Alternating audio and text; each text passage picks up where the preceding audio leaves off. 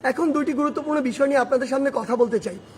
একটি বিষয় হচ্ছে যে আমরা দেখছি গতকালকে থেকে বাংলাদেশের বিভিন্ন জায়গায় ঢাকা শহর থেকে শুরু করে বিভিন্ন অপ্রত্যাশিত ঘটনা ঘটছে, সহিংসতার ঘটনা আমরা শুনতে পাচ্ছি।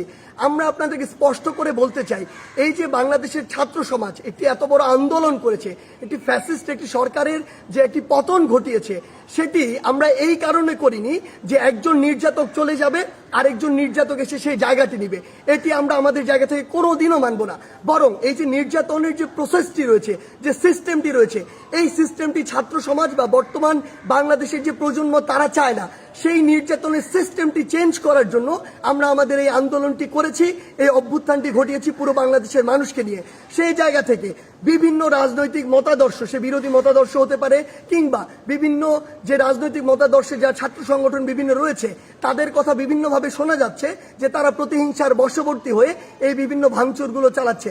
আমরা স্পষ্ট করে বলে দিতে চাই, এই বাংলাদেশে এরকম যদি অন্যায় বা অপরাধ যেগুলো হচ্ছে, এগুলোর অবশ্যই প্রত্যেকটির বিচার হবে। সেই জায়গা থেকে আমরা স্পষ্ট করি, আমরা কখনো আমাদের জায়গা থেকে এমন সহিংসতাগুলো সমর্থন করি না। একটি দল 15-16 বছর ধরে বাংলাদেশে এই একটি রেজিম চালিয়েছে, একটি যে স্বৈরাচারী ব্যবস্থা চালিয়েছে, আবার কেউ এসে যদি এটি চালায়, তাহলে আসলে পরিবর্তনটা হলো কি, লাভটি হলো কি? আমাদের প্রত্যাশার সাথে এটা কোনোদিন প্রাসঙ্গিক হয়? কখনো হয় না। তাই আমাদেরকে এটা আমাদের কাজের মাধ্যমে প্রকাশ করতে হবে যে আমরা যে বাংলাদেশের স্বপ্ন দেখি সেটি আসলে আমরা সত্যি করতে চাই।